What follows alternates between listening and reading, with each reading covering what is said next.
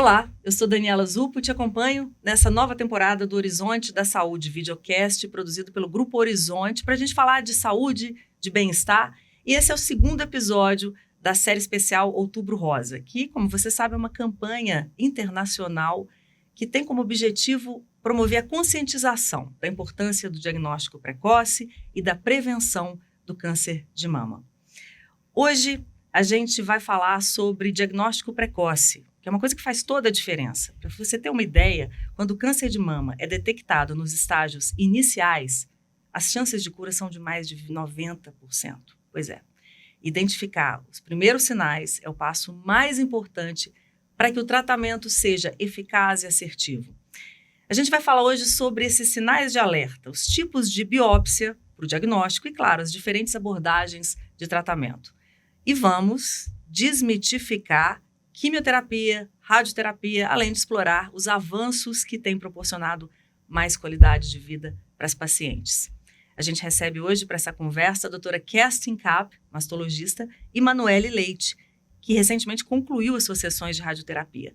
Juntas a gente vai conversar sobre os processos de diagnóstico, tratamento, para dar a você, como sempre, informação clara e acolhedora. Sejam bem-vindas, que prazer ter vocês aqui hoje com a gente. Bom, eu estou ansiosa para esse programa, para essa troca de informação. Acho sempre muito rico a gente ter a visão do médico e a visão do paciente, né, no mesmo programa. Então, vamos lá. Bom, doutora Kerstin, para começar, queria que você falasse um pouquinho sobre esses sinais de alerta, sintomas com os quais nós mulheres temos que ficar atentas para identificar o câncer de mama. A gente precisa ficar muito atento aos sinais que nosso corpo emite. E a gente fala muito sobre isso no Outubro Rosa, né? E a gente fala muito sobre alterações que eventualmente possam acontecer na hora que a gente olha para a mama no espelho, ou seja, alterações no contorno, no formato, retrações do mamilo, nódulos que eventualmente possamos sentir na axila, ou alguma vermelhidão, alguma alteração da consistência da pele. Todas essas alterações devem fazer a paciente ou a mulher procurar assistência médica. Mas eu gosto sempre de fazer as mulheres entenderem que todas essas alterações podem ser por alterações benignas. Que não isso não é significa específico. Que seja um diagnóstico de câncer. Significa que tem que Sinais averiguar. de alerta, exatamente. Certo. Lembrando também, né, doutora, que nem todos os cânceres vão ter sinais palpáveis. Esse certo? é o nosso objetivo, né? Porque quando a gente fala em diagnóstico precoce, a gente quer diagnosticar o câncer antes mesmo que ele seja perceptível pela mulher, antes que ele seja visto ou palpado, que é a mamografia. A mamografia é nosso grande aliado nesse diagnóstico precoce. Perfeito. Manuele, queria que você falasse como foi a sua experiência, né? A gente sabe que esse momento da descoberta do diagnóstico é um momento difícil, né? Muitas vezes traumático, e eu queria que você nos contasse como é que foi a sua experiência. Você detectou sinais, você estava fazendo exames de rotina, quantos anos você tinha, quando a gente está sabendo que você está terminando agora o tratamento na radioterapia, qual era a sua idade no momento do diagnóstico? Tem um ano que eu descobri o nódulo. Eu não fazia exames de rotina, eu estava com 35 anos. Eu lembro até a data que eu descobri esse caroço, foi no dia 7 de setembro do ano passado. E eu não fazia exames, porque eu pensava assim, os exames são a partir dos 40 anos, né? Sim. Mamografia, não me preocupava, porque tive uma tia que teve câncer de mama, mas foi só isso, então eu falei, não estou na idade ainda. Mas nesse dia, tomando banho, eu não estava fazendo autoexame, é bom ponderar ressaltar, né? Não estava fazendo autoexame, mas na hora que eu estava tomando banho, eu passei o sabonete, fui me lavando, eu achei. E já era um caroço grande, ele já estava assim, do tamanho da ponta do meu dedo, já estava num tamanho bem palpável. Bem palpável, e naquele momento que eu achei, eu pensei assim, gente, como que tem um caroço aqui desse tamanho e eu não tinha percebido até hoje? Mas a história se repete, né, doutora? É um relato recorrente, né? Exatamente, principalmente nessas pacientes abaixo dos 40 anos e que não fazem exame de rotina, porque o exame perde a sensibilidade, porque a mama ainda é muito jovem, ela é muito consistente, ela é muito densa, na verdade. Então, por isso é que não se faz mamografia antes dos 40 anos. E aí o que a gente observa é que essas mulheres jovens normalmente percebem no banho, ou durante o autoexame, ou eventualmente o parceiro, enfim, elas chegam com esse relato já. É. E que bom que você percebeu, né? Pois é, e me preocupei porque um caroço que apareceu de repente, cresceu tanto assim, não podia ser algo normal. E você não tinha feito nenhuma mamografia, nenhum exame de detecção ainda. Nada. E eu ainda tive que esperar 1 mês e 10 dias para conseguir consultar. Eu não sou aqui de Belo Horizonte, eu sou de Itabira. E aí, lá não tem tantas opções de médicos assim, e aí eu demorei 1 mês para conseguir consultar com o mastologista, e durante esse tempo eu pensava, ai meu Deus, e se isso for câncer, será que eu vou morrer? Como se a gente tivesse um tic-tac, né? Dentro da... E eu não sabia nada. A gente ouve falar das campanhas, mas eu tinha pouquíssima informação a respeito da doença. E outras vezes eu pensava assim, não há de ser nada, não vou morrer. Mas quando eu fui na mastologista, que ela sentiu, ele não era um nódulo redondinho, era um nódulo bem irregular. Aí ela foi e me pediu exames de urgência e já me encaminhou aqui para Belo Horizonte. Falou, vai lá para o Horizonte, lá tem uma equipe muito boa de mastologistas, já faz a sua biópsia e leva para lá. Você já foi para casa delas, já foi acolhida. Sim. E aí, como a gente falou aqui no episódio anterior, esse acolhimento de uma equipe multidisciplinar é fabuloso para uma mulher que está diante desse diagnóstico, né? Ele é valioso, ele é um apoio emocional também, né? Bom, doutora Kerstin, o que define o tipo de tratamento que uma paciente, a partir desse momento de receber o diagnóstico, a partir daí, o que define o tratamento que uma paciente com câncer de mama vai receber? Bom, primeiro a gente precisa do diagnóstico, né? Ou seja, a gente tem que fazer alguma biópsia. Eu costumo dizer que é para dar nome, endereço, CPF, telefone. Porque a gente precisa do nome, é um carcinoma, e a gente precisa saber o grau, e a gente precisa saber o tipo molecular, e esses detalhes todos com os quais você já deve estar familiarizada ao longo da sua jornada. E o tratamento, ele consiste de 3 pilares, que é a cirurgia, o tratamento sistêmico, quimioterapia, hormonioterapia ou outros tipos de terapia-alvo, e a radioterapia. E a sequência desses tratamentos vai depender do seu tumor, para que esse tratamento seja o mais individualizado possível. Então, ele não é comparável com o da vizinha, com o da tia, ele é para você, para o seu tumor com todas as características. Mudam as drogas da quimioterapia, mais ou menos Mudam isso? as drogas, muda a sequência, né? Algumas pacientes, como a Manuele, às vezes são encaminhadas para quimioterapia antes da cirurgia, e aí a gente faz a cirurgia com o intuito também de fazer menos cirurgia, possibilitar o tratamento para fazer o máximo de cirurgia necessária, mas o mínimo possível. E depois para a radioterapia, para complementar esse tratamento local. Esse foi o meu caso. Do início, né, desse processo, ou seja, do momento, vamos chamar de início, não o momento do primeiro sinal de alerta, mas no momento em que você recebe o diagnóstico, né, quando você vai ao mastologista e faz a biópsia, confirma, até o início do tratamento. Demorou quanto tempo, mais ou menos? Foi muito rápido. Eu não vou conseguir... Que é fundamental, né, doutora? Sim, com certeza. Não vou conseguir precisar o dia, estava tudo muito confuso. Igual você falou, esse momento do diagnóstico, pelo menos no meu caso, foi o momento mais difícil. Porque eu não tinha conhecimento nenhum. A gente ouve a palavra câncer, a gente pensa logo assim, vou morrer. Uma sentença de morte, né? E hoje eu vejo que não é isso, pelo menos no meu caso, no caso de muitas mulheres com câncer de mama. Mas eu cheguei no mastologista já com a biópsia, com o resultado da biópsia, né? E aí, ele, no mesmo dia, ele falou assim, você tem disponibilidade para ir na oncologista agora? Aí a gente já percebe um sinal de alerta, a gente já entende que, né, precisa... E aí no mesmo dia eu já consultei com a oncologista, e aí ela já falou que ia discutir, né? Vocês se Uhum. reúnem para discutir os casos, né? A equipe toda. Ela falou, a gente reúne a equipe toda para discutir, para saber se no seu caso vai ser melhor a quimioterapia primeiro ou a cirurgia primeiro, como a doutora Kerstin falou, né? Essa Mas individualização é fantástica, né, na evolução do tratamento de câncer de mama. Né? Com Você certeza. cada vez mais tratar o paciente, né, Exatamente. e a doença através desse paciente com suas individualidades, né? Mas quando você diz que, né, já tem um sinal de alerta quando fala consultar com o oncologista, mas o que a gente faz lá no Casa Delas é exatamente proporcionar que a paciente saia de lá já mais ou menos com um roteiro do que a aguarda.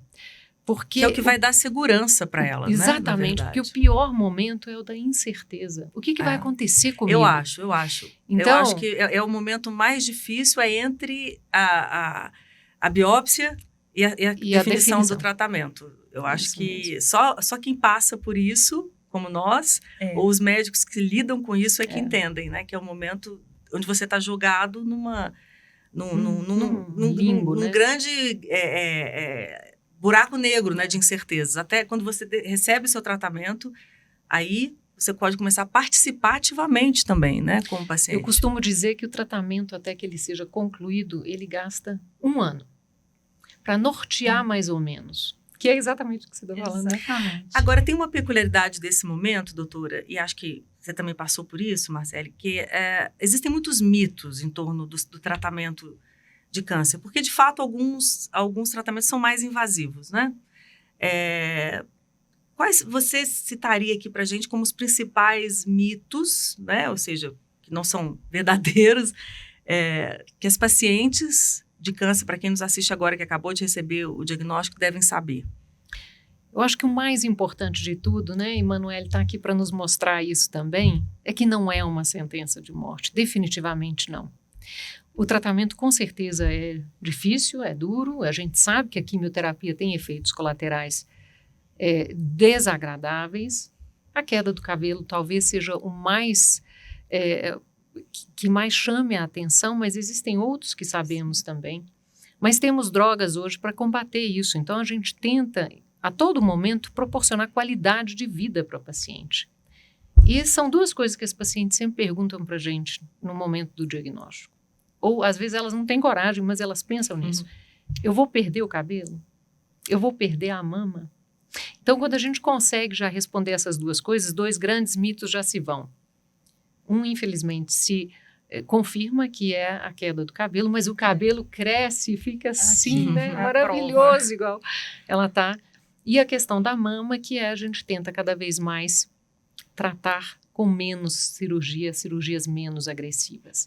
Né? Então, eu acho que essas são as coisas mais importantes. Eu posso continuar trabalhando? Pode se o contexto social permitir, sim, pode continuar trabalhando. Existem trabalhos e trabalhos também, né? Claro. É um tratamento que pode ser, em alguns casos, debilitante, certo? Sim, exatamente. Não sempre, mas em alguns casos, dependendo da idade, das condições de saúde do paciente. Se respeitar, né? E dependendo do trabalho também, porque às vezes o próprio empregador não permite, né, a situação ali não permite, mas que a pessoa não fique inválida durante o tratamento. Isso é muito importante para que você não perca a sua posição social dentro da sua família, dentro do seu contexto social.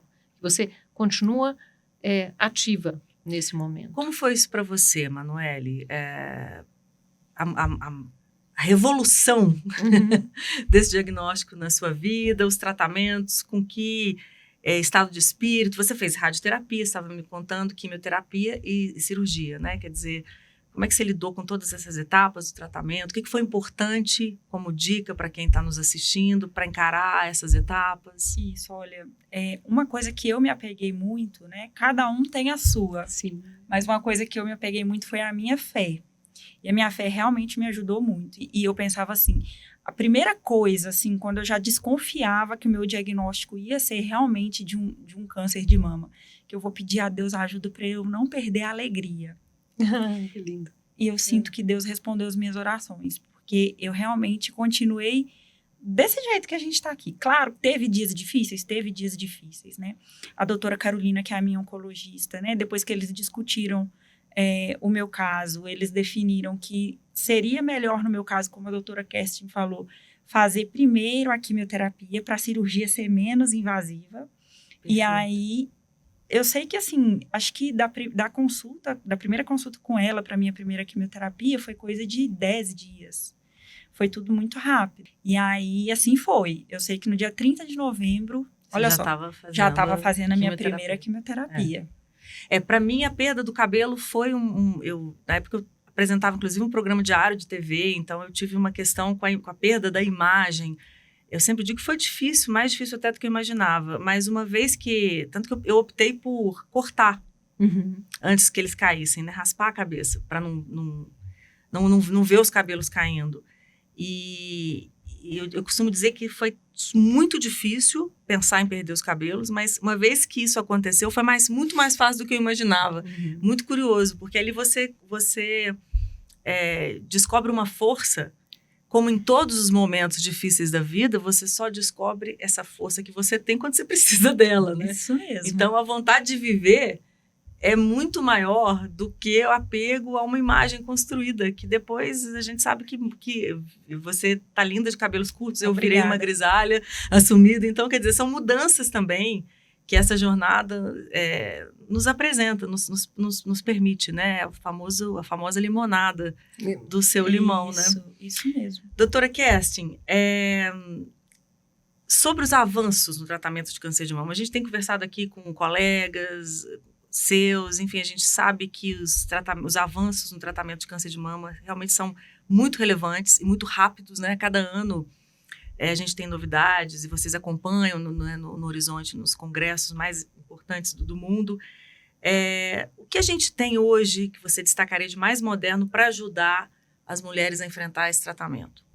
Eu acho que o mais importante talvez não seja compreender nos pormenores o que é o tratamento mais avançado, mas é entender que as chances de cura e de controle da doença são cada vez maiores. Então, quando antes a gente falava em doença metastática, todo mundo arrepiava e falava, ai meu Deus. E hoje a gente tem, o termo é esse, uma sobrevida muito grande na doença metastática também. Então, de forma que a gente considera hoje o câncer de mama como sendo uma doença crônica que possa ser controlada. Como outras doenças crônicas. Como tantas outras. E eu acho que essa é a mensagem mais importante, principalmente para o público leigo, né? E os avanços mais relevantes. No meu campo, que eu sou cirurgiã, hoje a gente pode proporcionar para as pacientes cirurgias cada vez mais com intuito estético. Então, a gente se preocupa muito em manter a imagem corporal da mulher. Às vezes abordar as duas mamas no mesmo tempo cirúrgico, às vezes fazer cirurgias que a gente chama de oncoplásticas, ou seja, mexer nas duas mamas simultaneamente, para que a paciente saia também com a autoestima elevada, no sentido de não se olhar no espelho e falar assim, eu estou mutilada. E lembrando, doutora, me corrija, por favor, se eu estiver falando alguma bobagem, a mastectomia não é indicada para todas as mulheres, como a gente pensava antes, né? Então, ela é, como tudo que envolve tratamento de câncer, correto? Ela é olhada caso a caso. Como Manuele está aqui nos falando também, né? Ela fez o tratamento para poder fazer uma cirurgia menor, né? Então, a mastectomia ela é indicada em casos muito específicos hoje em dia, e muitas vezes aliada a uma reconstrução imediata. Eu gosto sempre nessa hora de lembrar, porque existe uma lei, inclusive, que permite às mulheres a fazerem a reconstrução imediata, mas eu gosto sempre de fazer o adendo de dizer, desde que haja indicação médica. Porque, às vezes, a gente opta por não fazer a reconstrução imediata para beneficiar o tratamento e beneficiar um resultado bom a longo prazo. Né? E, mais uma vez, essa é uma escolha que é resultado de uma conversa multidisciplinar. Claro. Entre o oncologista, o mastologista, paciente, certo? Sim, com certeza. Às vezes, esse momento multidisciplinar não tem a participação direta da paciente, mas ela é informada, né, sobre isso e as opções lhe são dadas para que a gente possa tomar essa decisão juntas, né? Do que é melhor, porque tem mulheres que optam por fazer mastectomia. Eu prefiro, eu me sinto mais segura, eu quero, tantos outros motivos, né? E a gente tem que lembrar, né, Manuele, que é a mulher que começa, a paciente, né? E você sabe disso com a sua experiência diária com milhões de pacientes, milhares, seguramente.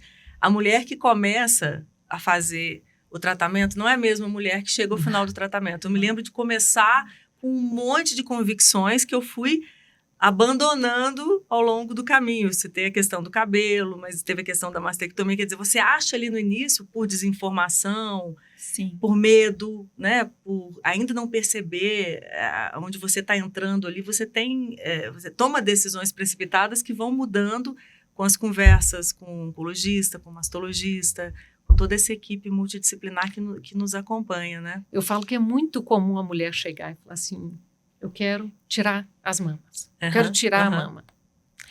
E a gente fala assim, alto lá, né? Vamos até a segunda, terceira consulta para a gente ver isso aí, porque existe essa impressão de que se eu fizer mais cirurgia, eu estou tratando melhor, né? E o oncologista tem uma paciência, vamos combinar, né? O meu querido Dr. Roberto Fonseca me ensinou tanto nesse caminho, nessa jornada, né? Sobre espera, sobre não antecipar, encarar cada etapa. E isso a gente leva para a vida, né? Porque você tem que ir encarando os seus problemas, os seus obstáculos, as suas dificuldades, na medida em que eles se apresentam. E a gente fica querendo antecipar. Acho que o oncologista sabe muito bem que tudo muda o tempo todo, né? E a gente aprende muito com vocês nesse sentido. Eu costumo dizer que paciente chama paciente porque tem que ter muita paciência. E os médicos também têm que ter paciência com a gente. Manuela, a gente falou muito das questões físicas, mas a gente sabe que o tratamento de câncer não é apenas um tratamento que nos afeta fisicamente, né? Mas também emocionalmente. Você falou aí da sua fé, que foi a sua força, né? Mas como foi lidar com o impacto emocional desse diagnóstico, né, desse tratamento? A gente sabe que filhos, família, trabalho, tem todo um sistema que está junto com a gente ali e que é, de alguma forma, impactado com esse diagnóstico também, né? Como é que foi a sua história? Com certeza. E para mim, né, igual a doutora Kerstin falou da questão do trabalho, eu trabalho fazendo doce. E eu moro em Itabira, então eu tinha que vir a Belo Horizonte, voltar por causa do tratamento. Então, no meu caso, não foi possível continuar trabalhando. Eu tenho uma filha, agora ela está com 5 anos. E eu fiquei sem saber como que eu ia contar essa questão para ela. Você contou? Contei de uma forma bem lúdica, mas eu acho que é importante. De acordo com a idade dela. Isso, né? Com o entendimento dela. Ela ia ver o meu cabelo cair. Ela ia ver eu talvez chegando da quimioterapia, passando mal, me sentindo mal, né? Eu não me senti mal do jeito que os filmes mostram, mas eu fiquei sem apetite. Até porque Hollywood, vamos combinar, que não ajuda em nada, né? Não. No Outubro Rosa. Mas eu realmente senti muitas náuseas, né? E aí, tudo isso ela via, ela percebia que tinha essa E você mudança. deu ela a chance de participar também desse tratamento, né? Aí, o que eu falava pra ela? Ela chama Lavínia. Ela tá até assistindo a gente agora. Lavínia, mamãe tá com um carocinho na mama, mamãe tem que tratar, o cabelo da mamãe vai cair. Inclusive, eu coloquei o catéter para poder fazer a quimioterapia, né? A equipe de enfermagem da Oncomed conversou comigo, disse que seria melhor. E aí, eu fiz a pequena cirurgia para colocar o catéter. E nesse momento aí, ela ficou com uma cunhada minha, a família do meu marido toda tem sido uma rede de apoio maravilhosa. Fundamental isso, que a minha família mora em Juiz de Fora. Eu sou de lá. E aí, acabou que a família do meu marido que está sendo a minha família nesse momento. Que bênção. Né? E aí, eu cheguei já com a cabeça raspada. Eu fiz igual você, eu cortei curto. Só que tava curto, bonitinho. Quando foi um dia, assim, uns 10 dias após a minha primeira quimioterapia com doxorubicina e ciclofosfamida, caiu o cabelo aos tufos. E aí eu falei, não quero ver caindo. Pedi minha cunhada para raspar no mesmo dia. E aí cheguei para buscar a Lavínia já careca, só os toquinhos assim de cabelo. E aí ela se assustou. Eu percebi que ela se assustou. Aí eu, olha, passa a mão aqui no cabelo da mamãe, pequenininho, pra você ver que legal. Ela já abriu um sorriso. As crianças são barato, né? Elas estão prontas. Eu acho que elas estão prontas para nos ajudar. Né? Nesse diagnóstico, nesse tratamento. Muito mais do que a gente imagina. Bom, nosso episódio Tá chegando ao fim, a conversa tá ótima. A gente podia ficar aqui trocando informações, vivências, né, por horas. Muito obrigada a vocês pela presença, vocês que nos assistem também, obrigada pela companhia. Lembrando que essa é uma série especial Outubro Rosa, temos mais episódios pela frente. Se você perdeu os anteriores, eles já estão disponíveis aqui no canal do Horizonte no YouTube, também no Spotify. A gente espera vocês para o próximo encontro. Até lá!